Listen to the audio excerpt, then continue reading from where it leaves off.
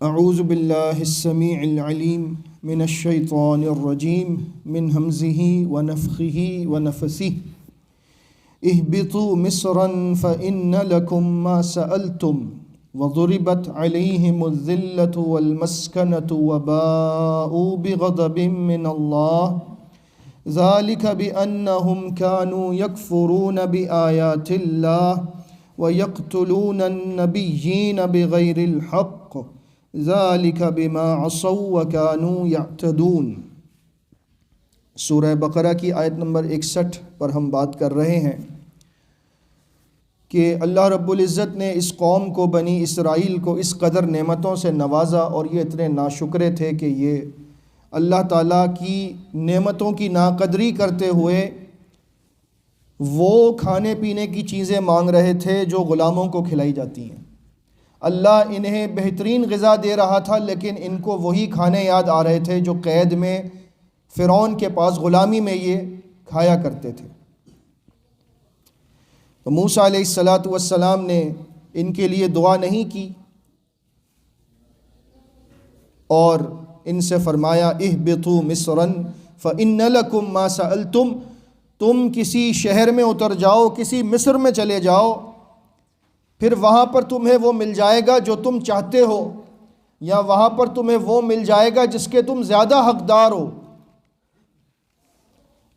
یہاں پر ہم یہ سوچتے ہیں کہ انہوں نے مانگا تو یہی تھا کہ ہمیں وہ کھانے مل جائیں جو مصر میں ملا کرتے تھے، لیکن در حقیقت انہوں نے ان کھانوں کے ساتھ وہ غلامی بھی مانگ لی جو انہیں مصر میں ملی ہوئی تھی، کیونکہ جب اللہ کسی کو بلندی عطا کرنا چاہتا ہے اور وہ خود ہی اس بلندی کو چھوڑ کر پستی میں چلا جائے تو پھر اللہ اس کو ایسی پستیوں میں گراتا ہے کہ پھر جس کی مثال نہیں ملتی۔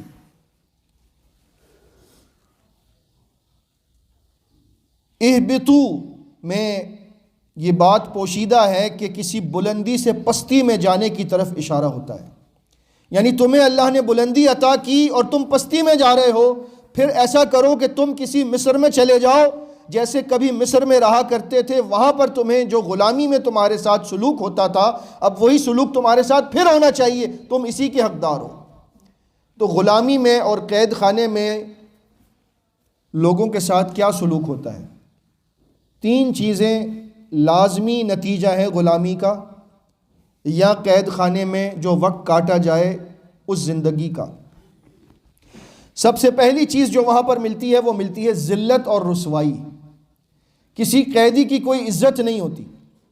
ایک ہی چھوٹے سے سیل کے اندر لاتعداد قیدیوں کو سلایا جاتا ہے، کھانے پینے کو جو کچھ دیا جاتا ہے الامان الحفیظ،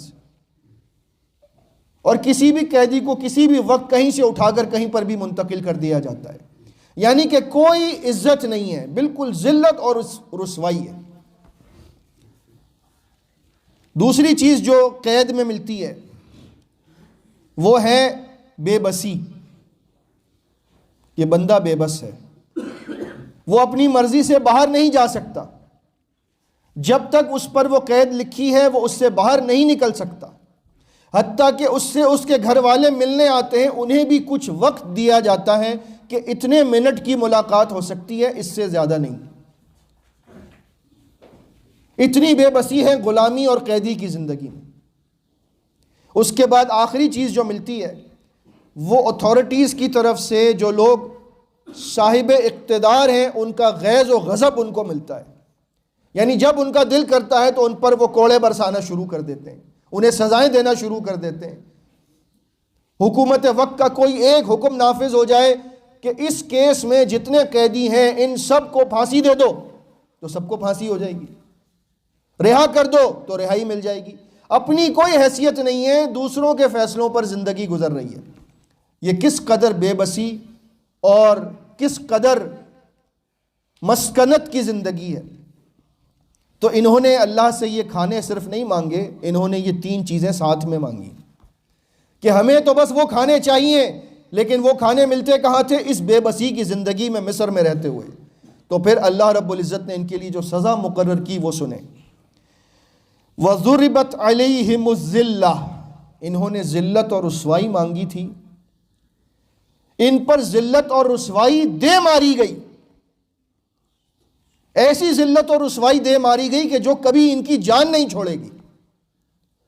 ضربت جو ہے یہ استعمال ہوتا ہے جب آپ کسی چیز کو کسی چیز پر زور سے دے ماریں۔ مثال کے طور پر ہم گیلی مٹی کو لیپا پوتی کرنے کے لیے دیوار پر زور کے ساتھ دے مارتے ہیں تاکہ وہ اس کے ساتھ چمٹ جائے، نیچے نہ گرے، اس کے بعد اس پر کام شروع کرتے ہیں۔ تو ایسے ان پر ذلت اور رسوائی کو دے مارا گیا کہ یہ کبھی ان سے دور نہیں ہو سکتی، ان سے چمٹ گئی۔ سورہ آل عمران میں اسی آیت کے متعلق یہ تفصیل ملتی ہے، وَضُرِبَتْ عَلَيْهِمُ الذِّلَّةُ أَيْنَمَا ثُقِفُوا، ان پر ذلت اور پستی کو دے مارا گیا، یہ جہاں بھی ہوں گے ذلت اور پستی ان کے ساتھ رہے گی۔ آپ سوچ رہے ہوں گے کہ یہود تو اس وقت دنیا پر راج کر رہے ہیں، یہود تو اس وقت دنیا کی سب سے مالدار قوم ہے، ہر کاروبار پر ان کا کنٹرول ہے، تو یہ کیسی پستی ہے؟ اصل میں ہماری نظر میں پستی جو ہے نا وہ صرف دنیاوی طور پر کمزوری کو ہم پستی سمجھتے ہیں، جبکہ اللہ کے ہاں پستی کاروبار اور پیسے سے نہیں جانچی جاتی، پستی اللہ کی نظر میں ایمان سے جانچی جاتی ہے کہ جس کا ایمان بلند ہے وہ بلندی پر ہے، جس کا ایمان پست ہے وہ پستی میں ہے، اور جو جتنا بڑا کافر ہے وہ اتنا ہی زیادہ پستی میں ہوگا۔ لَقَدْ خَلَقْنَا الْإِنسَانَ فِي أَحْسَنِ تَقْوِيمٍ وَالتِّينِ وَالزَّيْتُونِ میں ہے، یقیناً ہم نے انسان کو بہترین پیرائے میں پیدا کیا، ثُمَّ رَدَدْنَاهُ أَسْفَلَ سَافِلِينَ، پھر ہم نے اس کو اتنی پستی میں لوٹا دیا کہ کسی مخلوق کو اتنی پستی میں نہیں ڈالا۔ جانور بھی اتنے پست نہیں ہو سکتے جتنا پست انسان ہو سکتا ہے اگر اس پر پستی چھا جائے، اگر وہ ایمان سے دور ہو جائے اور کفر میں اور اللہ کی نافرمانی میں چلا جائے۔ انسان سے بدتر پھر کوئی مخلوق نہیں ہو سکتی، لیکن اگر وہی انسان ایمان کو قبول کر لے، عمل صالح اختیار کر لے، اللہ کی رضا کے پیچھے دوڑے، إِلَّا الَّذِينَ آمَنُوا وَعَمِلُوا الصَّالِحَاتِ، جو لوگ ایمان لائے اور نیک اعمال کرتے رہے تو پھر ہم ان کو بلندی عطا کرتے ہیں۔ تو یہ پستی دنیا میں کسی کے کاروبار سے یا پیسے سے یا دولت سے نہیں جج کی جاتی، بلکہ پستی کا معیار اللہ نے مقرر کیا ہے۔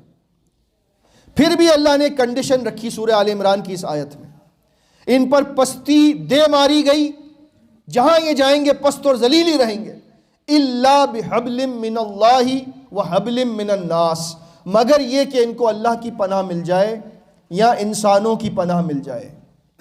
یہ وہ راز ہے جس کی وجہ سے یہودی آج تک دندناتے پھر رہے ہیں کہ اللہ نے ان کو تاریخ میں ہر دور میں زندہ رکھا ہے، ان کو مکمل طور پر مرنے نہیں دیا، ورنہ ان پر ایسے ایسے بادشاہ اور ظالم مسلط ہوئے ہیں کہ یہ ختم ہو جاتے، لیکن اللہ نے ان کو ختم نہیں ہونے دیا، کیونکہ اللہ نے ان سے وہ کام لینے ہیں جو قیامت کے آنے تک اس امت کے خلاف یہ کریں گے، اور ان کے ذریعے اللہ اس امت کی آزمائش کرے گا، اور پھر وہ دیکھے گا کہ یہ امت کہاں پر کھڑی ہے۔ آج آپ دیکھ لیں ہم کہاں پر کھڑے ہیں، انہوں نے ہم پر کیسا ظلم کیا ہے۔ انہوں نے ظاہری طور پر تو فلسطین میں ظلم ڈھایا ہے، لیکن اندرونی طور پر یہ ہمارے ساتھ بھی کھیل رہے ہیں۔ ان کی مرضی سے لیڈر بنتے ہیں، ان کی مرضی سے لوگ آتے ہیں، ان کی مرضی سے ہمارے اوپر مہنگائی مسلط کی جاتی ہے، ان کی مرضی سے حالات خراب کیے جاتے ہیں، ان کی مرضی سے ہمارے ملک میں فساد اور فتنہ پھیلایا جاتا ہے۔ ساری اسلامی دنیا کے اندر یہ فساد مچا رہے ہیں۔ اس کی وجہ کیا ہے کہ اللہ نے ان کو چھوڑ رکھا ہے، ڈھیل دے رکھی ہے۔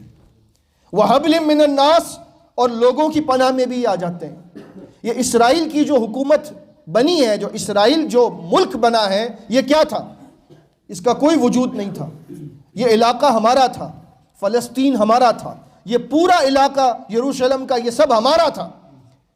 یہ برٹش راج نے جس نے یہاں پر آ کر توڑ پھوڑ کی ہمارے ملک کے اندر، انہی لوگوں نے وہاں پر بڑے مزے سے بیٹھ کر ایک ڈیکلیریشن پاس کیا، بیلفور ڈیکلیریشن، جس کے مطابق کہ یہود جو ہیں وہ دنیا بھر سے آباد ہونے کے لیے فلسطین میں آ جائیں، پھر ہم یہاں پر ان کو ٹھکانہ دیں گے اور یہاں پر ان کو الگ ریاست کا ہم وعدہ کرتے ہیں، ان کو ریاست دی جائے گی۔ تم کون ہوتے ہو ہمارے ملک کے ٹکڑے کرنے والے؟ تم کون ہوتے ہو ہماری زمین دوسروں کو دینے والے؟ تمہارے باپ کی جاگیر ہے۔ لیکن یہ ساری دنیا پر کنٹرول جماتے ہیں اپنا۔ اس کی وجہ کیا ہے؟ ہم لوگ پست ہو گئے، ہم لوگ رسوا ہو گئے، کیونکہ ہم نے جہاد کو چھوڑ دیا، ہم نے اللہ کے راستے میں کوشش کرنے کو ترک کر دیا۔ یہ ذلت ان پر تو دے ماری گئی، لیکن آج یہ ذلت ہم پر دے ماری گئی ہے۔ اس کی وجہ کیا ہے؟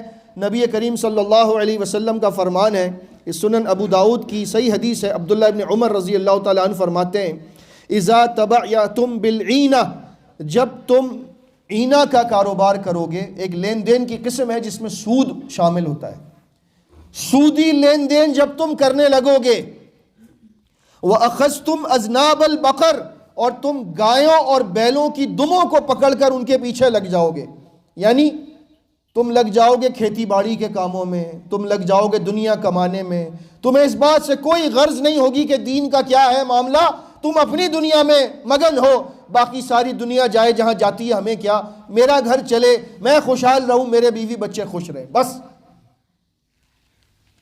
وَرَضِيتُمْ بِالزَّرْعِ، اور تم کھیتی باڑی اور تجارت پر خوش ہو جاؤ گے، تمہیں کسی اور چیز سے کوئی سروکار نہیں رہے گا۔